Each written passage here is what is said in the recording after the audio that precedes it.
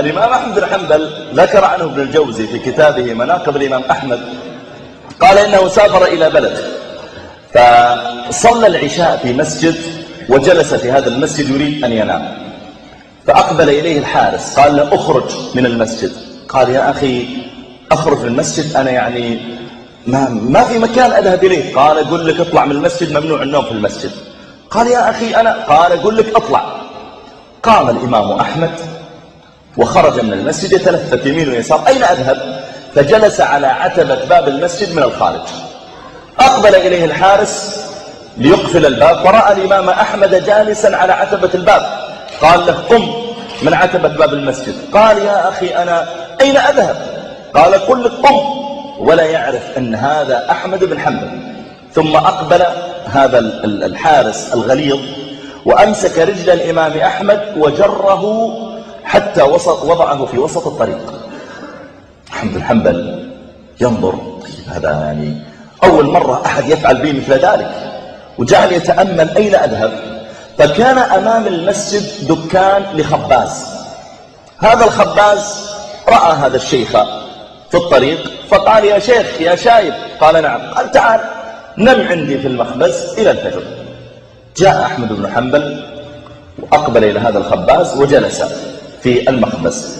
لاحظ أحمد بن حنبل أن هذا الخباز وهو يعجن وهو يخبز وهو يضع في التنور يسبح ويهلل استغفر الله استغفر سبحان الله وبحمده سبحان الله العظيم استغفر، ويضع فيها التنور سبحان الله وبحمده لا إله إلا الله استغفر الله استغفر سبحان الله.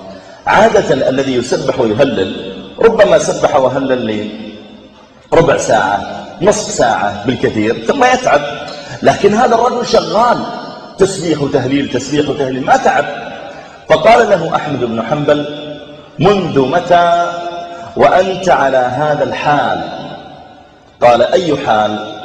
قال التسبيح والتهليل. قال أنا منذ سنين على هذا الحال، بدل ما أظل ساكتا أسبح وهلل. فقال له أحمد بن حنبل أما تتعب؟ قال لا ما أتعب، تعودت عليه حتى أصبح عادة لي خلاص. فقال له أحمد بن حنبل فماذا وجدت من بركة كثرة ذكرك لله؟ الطاعة لها أثر في الحياة، الطاعة لها أثر في الحياة. إن للحسنة نورا في الوجه وراحة في القلب وسعة في الرزق وصلاحا في الولد ومحبة في قلوب الخلق، وإن للسيئة ظلمة في الوجه وسوادا في القلب وسقما في البدن وعقوقا في الولد وبغضا في قلوب الخلق.